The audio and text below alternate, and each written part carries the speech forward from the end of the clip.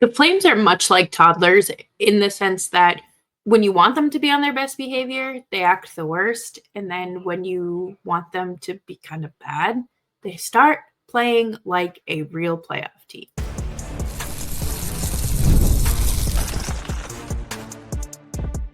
You're Locked On Flames, your daily podcast on the Calgary Flames. Part of the Locked On Podcast Network, your team every day.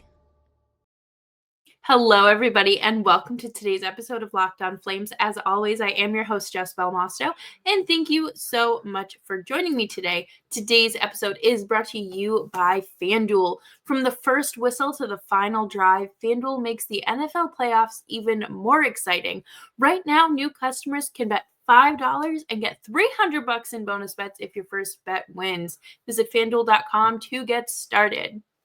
Today, I thought that we could hold some space for the Flames overachieving. Are they overachieving? Is this what they should be? Or should they be worse? I certainly don't think they should be better. But we're going to dive into all that and the key players that have played a role in this who are also exceeding expectations here on today's episode of Locked On Flames. Make sure you're subscribed wherever you get your podcasts as well as YouTube.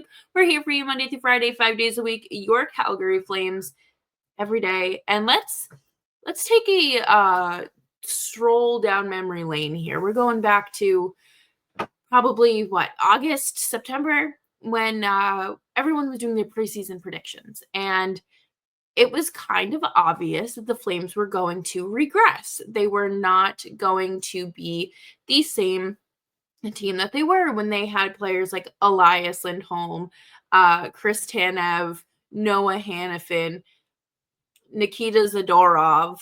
You know, there were some key departures there. And you can have key departures, but you kind of need equal, if not better, replacements and substitutes to pick up for what you're missing. And the Flames didn't necessarily have that.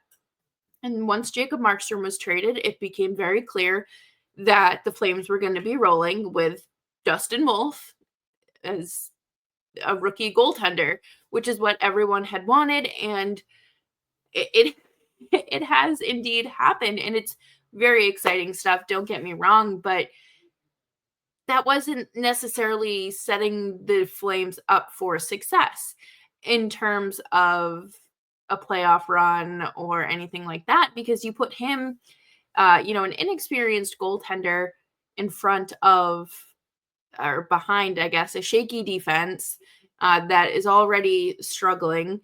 And you have Dan Vladar, who has little NHL experience as well. You're setting them up for success if you want to lose. And I think that's why a lot of fans came into the season with the idea that this was going to be a draft lottery team. I think that, the inexperienced goaltending was a key factor in that. And that's what I attributed to why I thought they would be a bad team this year too, because,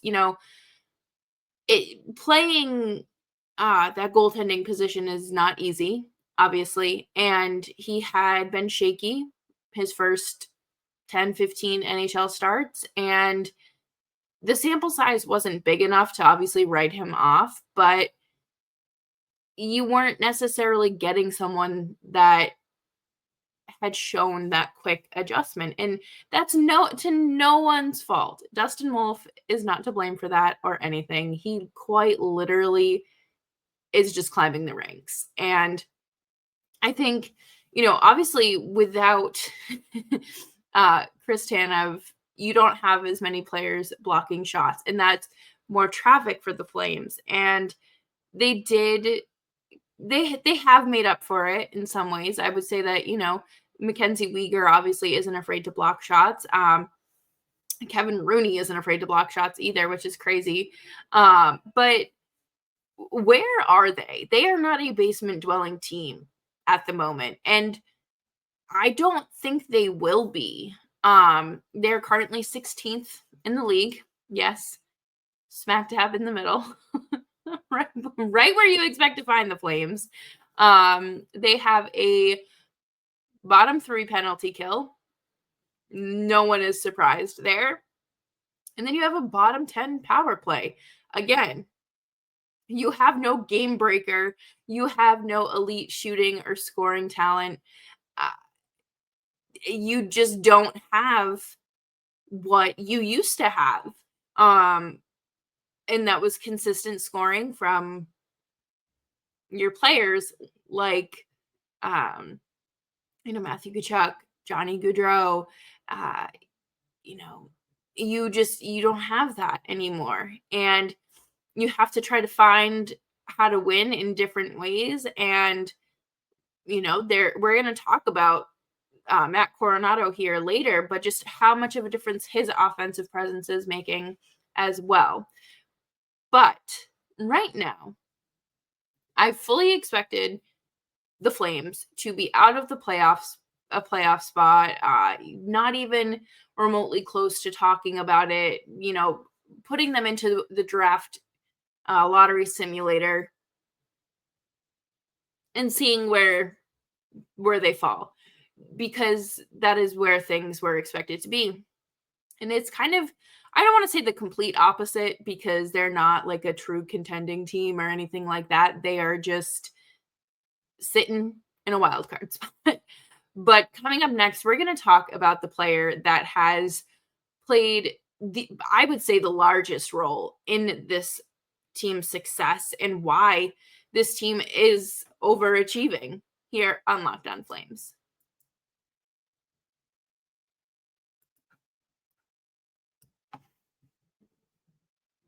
From the first whistle to the final drive, FanDuel makes the NFL playoffs even more exciting. Right now, new customers can bet $5 and get $300 in bonus bets if you win your first bet. That's $300 to keep the action going. The FanDuel app is super easy to navigate, and if you're technologically illiterate or a grandmother like me, that it is very helpful, and there's a variety of bets to keep every game exciting. Plus, when you win, you get paid instantly. No waiting around for your winnings.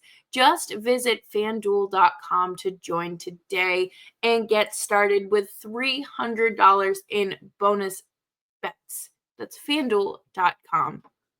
Make this playoff season unforgettable with FanDuel, an official sportsbook partner of the NFL.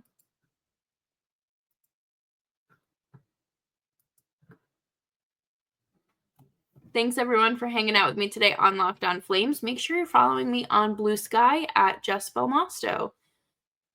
I did not expect Dustin Wolf to be putting on a clinic night in and night out this early on in his NHL career. And I think that, his resume does speak for itself. He has excelled at quite literally every level, and that's exciting. And that, you knew what you were potentially getting as an NHL goaltender. And for him to come in and immediately just take over, really, I don't want to say take over the starting role, because that's not how it worked. Obviously, for a while to start the season, it was going every other, and then kind of win and you're in sort of deal. But Dustin Wolf has started a large majority of these games recently, and he's earned it. He has absolutely earned it. 917 save percentage, 2.5 goals against average, and his goals saved above expected and expected goals against average are both phenomenal in comparison to where his numbers are. And his expected goals against average was a 2.9, and his at a 2.5. So a 3 to a 2.5 is a huge difference. And he has his goals saved above expected is sitting at 11.7, which is right behind Jacob Markstrom. According to Money Puck, I had to kind of tinker with the qualifications, I guess, for the goaltending leaders because, I wanted a better sample size. And for a goalie that has played a minimum of 25 games, he is currently sitting ninth with, Markstrom ahead of him, Igor Shesterkin, uh, Lucas Dostal, and obviously Connor Hellebuck at number one. But, Aiden Hill and Jake Ottinger are behind him. UC Saros is behind him. Vasilevsky's behind him. He has just played very well this year. And that is a testament to his skill level because we know that the defense is not what it was. And he did play a bit with the club last year, but he obviously didn't play enough to be considered a sophomore this year. So for him to quite literally be in the Calder conversations is so impressive. I've seen people bring him up for even the Hart Trophy because he is the most valuable player to the Flames. And of course, the Vezina. To me, that is wild. I did not expect us to be having Dustin Wolf for Vezina trophy conversations in 2025 and this early on in his career. But again, it's a testament to what he does night in and night out. He is the sole reason why the Flames are even still remotely in the wild card conversation, why they aren't a basement dwelling team. And I get it. I do. I think a lot of people wanted them to, including myself, I wanted them to be a draft lottery team so we could get another higher draft pick and maybe hit the lottery and get another great pick like they did last year throughout the draft. And it's great to see him adjusting to the NHL and playing at this caliber consistently. Do I wish he would let a few more goals in so the Flames could lose a few more games? Maybe. I don't even really know how the Flames are in a playoff spot other than Dustin Wolf being the answer. I think with Wolf's rookie campaign, you are getting the Dustin Wolf that as advertised. You're getting a player that has a stellar pedigree, who is technically savvy, who can track the puck well, who can make you those important saves and do it when it matters most. And to me, that's something the Flames have needed. Obviously, this is no shade to Jacob Markstrom or any of the previous Flames goaltenders, but Dustin Wolf doesn't necessarily have a hole in his glove, or he knows when to squeeze his pads and is a little bit quicker on his feet. So what we have seen thus far leaves me very hopeful. I think, when we talk about teams, like Stanley Cup winning teams, we always talk about the forwards or, the skaters, but, you need pretty stellar goaltending too. Like, let's see, last year was Bobrovsky. The year before that was Vegas. I don't remember. Was it was that Logan Thompson or was it Aiden Hill? One of those two guys. And then Colorado. And then what was that? Tampa Bay, like Vasilevsky. You have all of these goaltenders that are playing at this high level, that are consistently at their best. And you need someone like Dustin Wolf, Connor Hellebuck, Jeremy Swayman, Jake Ottinger had a really good start to his career, and the 2022 Flames kind of broke him. Sorry about that. But, his performance and presence on the team is just as important as an elite scoring or elite goal scorer. And I hope that the Flames remember that when they are looking at the construction of this next wave of Flames and what they want the team to look like. Because, at the end of the day, Dustin Wolf isn't guaranteed to be a Flame beyond his contract. He doesn't have to resign here. You do what Matthew Tkachuk did, and if he's still an RFA, request a trade. But I don't think the Flames are going to let that happen because, yes, they have learned from those mistakes. They have seen it, and they don't want to go down that path again. But coming up next, we're going to talk about two different players that have taken off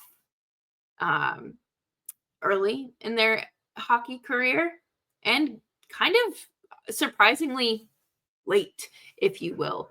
Coming up next here on Locked On Flames.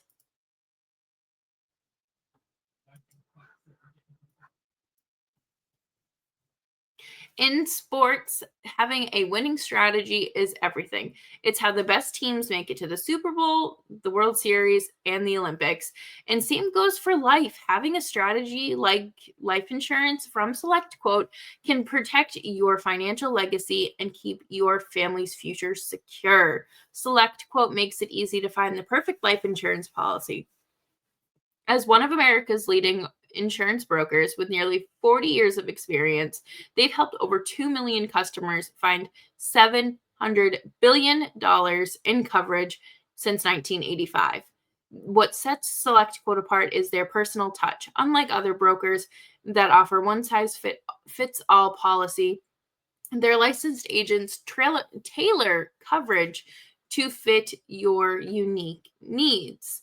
If you're in good health, you might even qualify for same-day coverage up to $5 million. No medical exam required, and it's more affordable than you'd think. You can get up to $1 million in coverage for as little as $20 a month. Get the right insurance for you for less at selectquote.com/lockedonnhl. Go to selectquote.com/lockedonnhl today to get started. That is selectquote.com/lockedonnhl. SelectQuote. They shop, you save.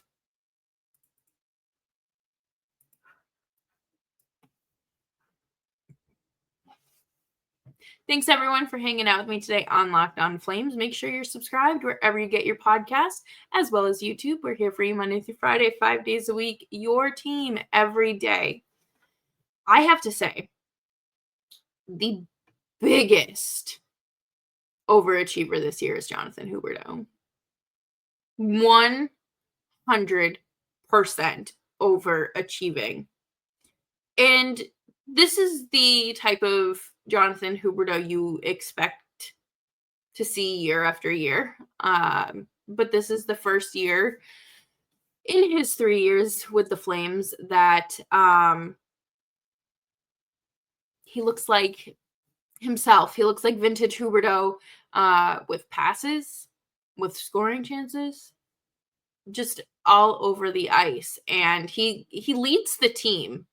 Yes, you heard that correctly. He leads the team with 18 goals, 32 points in 45 games.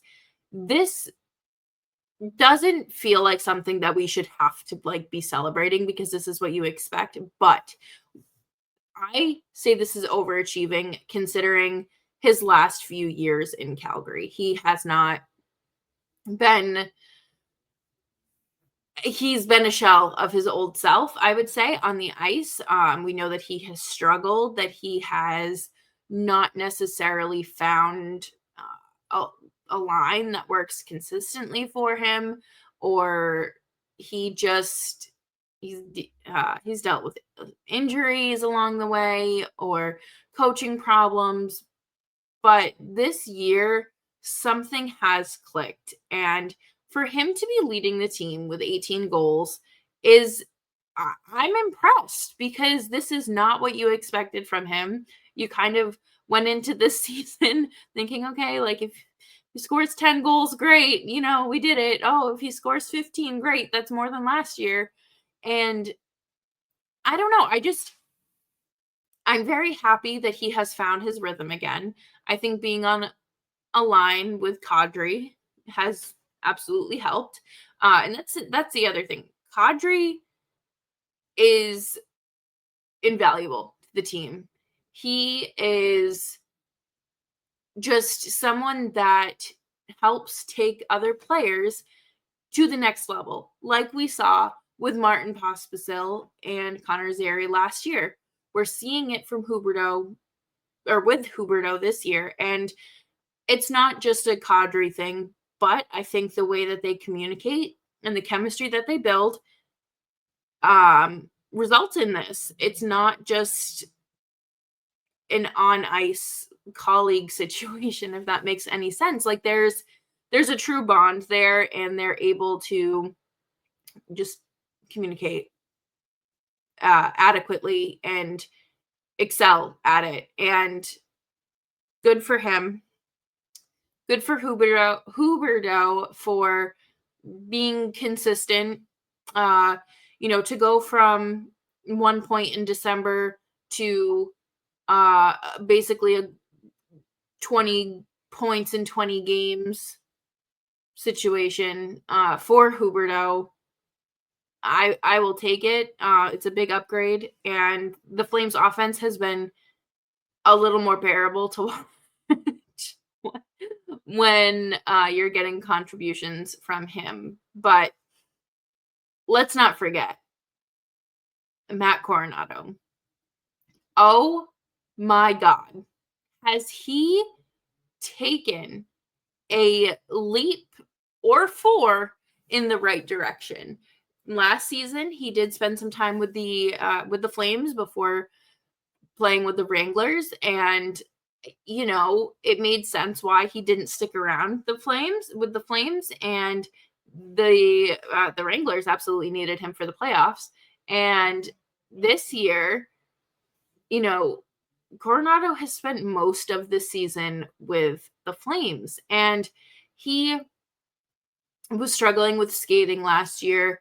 His shooting was good. I think, maybe it was a little off because you're adjusting from playing college hockey to, pro hockey. And he looks like he did 3 years of work in a matter of months. And he just keeps getting better. He has scored 11 goals and has 23 points over, these last, let's see, how many games has he played? 40 games. It's not necessarily, a point per game or anything like that. But the fact that he has scored as consistently and as clutch as he has, as many times as he has, is great. And I am thoroughly impressed with, these three players because of what the expectations were and kind of where they were expected to be development wise, or just kind of at this point in their career, and to come in and just take the roster and score sheets by storm has been a lot of fun. And I will never get tired of seeing any of these players happy. I think, at the end of the day, this is a sport. This is entertainment. We're here to be entertained. And the beautiful thing is, if you're not entertained, you can turn it off. But every one of these guys is progressing in the right direction. I would be very shocked if we didn't see some form of regression along the way from any of them. I think Matt Coronato definitely has his peaks and valleys, but Dustin Wolf did struggle for a bit. And when he struggles, like, it's bad. It is bad. And then, Jonathan Huberdeau might not always be super consistent, but that he can do it. And has shown success in the season, this season alone. Like, it's not just a matter of referring back to his Florida days. You have quite literal, tangible proof that he's done it within the last 3 months. So that will do it for me here on today's episode of Locked On Flames. Thank you all so much for hanging out with me. I hope you have a fantastic evening, and remember to stay warm. It is absolutely frigid here in New York, and I cannot wait to turn my heated blanket on and not think about the cold anymore.